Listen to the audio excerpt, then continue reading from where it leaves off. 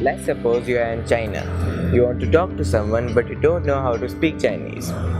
Then you download Chinese language directly into your mind. How cool is that?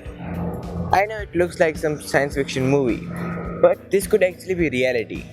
Because a company by Elon Musk named Neuralink is trying to make a brain chip, which will let us do much more crazy things than just downloading a language.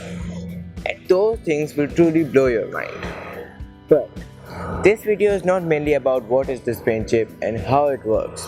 Instead, it is about the why part, why we need it. Because this brain chip is not just a plus point which will improve our life. Instead, we probably need it to be alive. Because there is a species level threat, which researchers like Stephen Hawking and entrepreneurs like Bill Gates and Elon Musk recognized, but lots of common people have no idea about it. Well, I'm going to explain it all, but first I'll give you a quick overview of this brain chip. So basically, this is a chip which will be injected in our brain with the help of robot. Currently, this chip is in progress and it cannot do much, but the aims of the companies are really high. And if they manage to achieve their aim, then with the help of this chip, paralyzed people will be able to walk again, blind people will be able to see again. Because actually every part of our body works through our brain. In simple words, think that there are thousands of wires which connect our brain to the various parts of our body. But sometimes some of those wires don't work properly or stop working. Well, this chip might be able to make them work again. And this chip might also let us cure diseases like stress, anxiety and depression. And that's not it. Elon Musk said that in further future, Neuralink would be able to record and replay memories, which means you'd probably remember every part of your life. Now you might think that all these things are just fake assumptions which will never be true. But actually all these things are scientifically possible, just like time machine.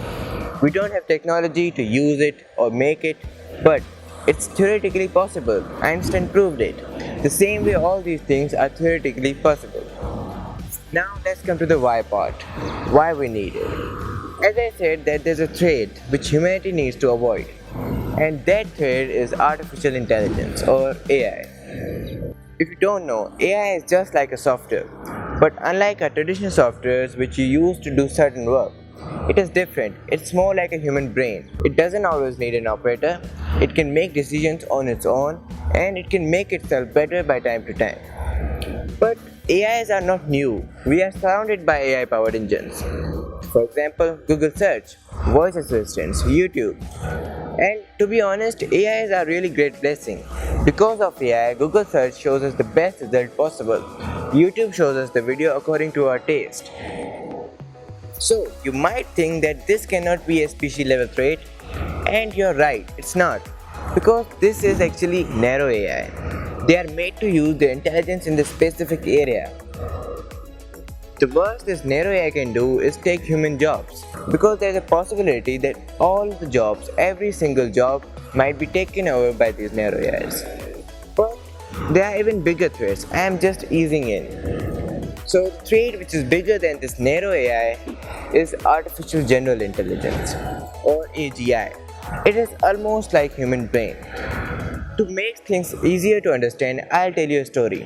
A story about this man, Garry Kasparov, who was champion at chess. He was unbeaten at chess until 1997, when Deep Blue, a supercomputer made by IBM to just play chess, defeated Garry at chess. In today's time, it looks normal, like you'd think that obviously a computer would beat any human at chess. But at that time, Deep Blue changed people's understanding of technology and intelligence.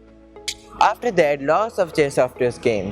One of them was Stockfish, who was considered best chess software for years. But things got weird in 2018, when Google showed its program AlphaZero. But AlphaZero was not a chess software like Stockfish or Deep Blue. It was actually artificial intelligence. It was made to learn, not just chess, but any game. In 2018, AlphaZero was faced off against Stockfish. And if we compare numbers, it was not even close to a fair fight, because AlphaZero could calculate only 80,000 board positions per second, while Stockfish was able to calculate 70 million. Any comparison? No. But that's not the weird part. The weird part is that a day before the match, AlphaZero didn't even know that how to play chess, not even the basic rules. But as I said, it was made to learn, so it learned. It spent most of the day running simulations of chess game against itself. AlphaZero developed strategies and principles the same way as a human do, through trials and errors. It practiced, failed, and learned from it, just as a human would do. So, after just 9 hours of practice, AlphaZero was faced off against Stockfish, the best chess player in the world. And surprisingly, AlphaZero didn't just beat a Stockfish, it destroyed it. Out of 100 games, AlphaZero won or drew every single match. Not a single match was lost by AlphaZero. But the story doesn't end here. After chess, AlphaZero started teaching itself shogi, which is often referred to as Japanese chess. And some even say that it is more complex than chess. And same thing happened. AlphaZero beat the best shogi software named Elmo. So with this story, I want to tell you that AI is just like a human kid who learns from his parents and surroundings. Just AI learns at a much faster rate.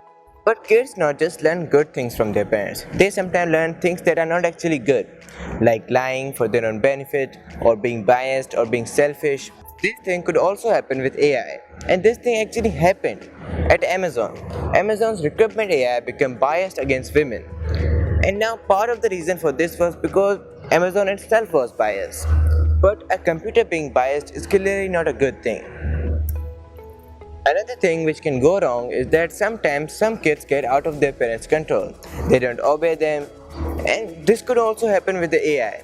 AI might get out of human control. And this thing almost happened at Facebook AI Research, or FAIR. They were experimenting with negotiating AIs with the help of AI bots. And those AI bots made their own language, which humans were not able to understand. And those AI bots were communicating in their own language within themselves.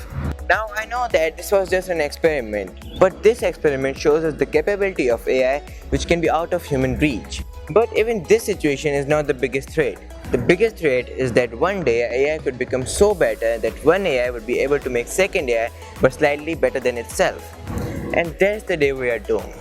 Because if one AI can make second AI better than itself, then second AI would make third AI better than second AI.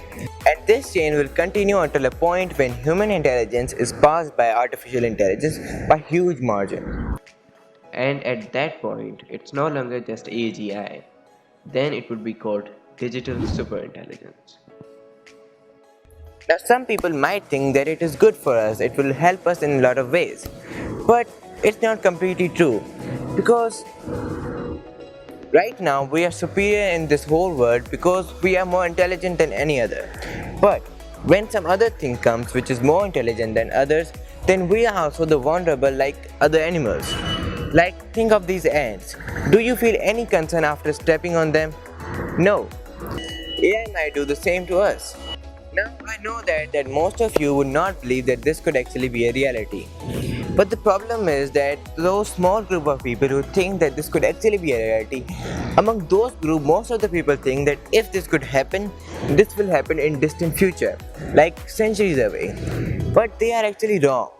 Because AI is growing at a rapid speed. Elon Musk once said that The pace of progress in artificial intelligence is incredibly fast.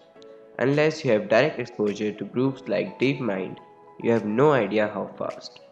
It is growing at a pace close to exponential. The risk of something seriously dangerous happening is in the 5-year time frame, 10 years at most. And that's the reason that people who are actually connected with these groups are afraid of the possible consequences, while others who are not connected with these people could not care less. But I am not saying the sky is falling and we need to turn off all the AIs and stop progressing in it. No, because near-term effects of AI are extremely positive, and stopping it would be a stupidity.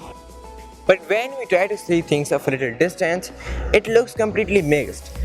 Like completely end to end, or either extremely negative or extremely positive. So we cannot ignore it, while at the same time we cannot stop it. So what we need to do is progress but with cautions. We need to prepare for the possible consequences. And this friendship is one of the way to do so. That's it for today. Thanks for watching. See you next.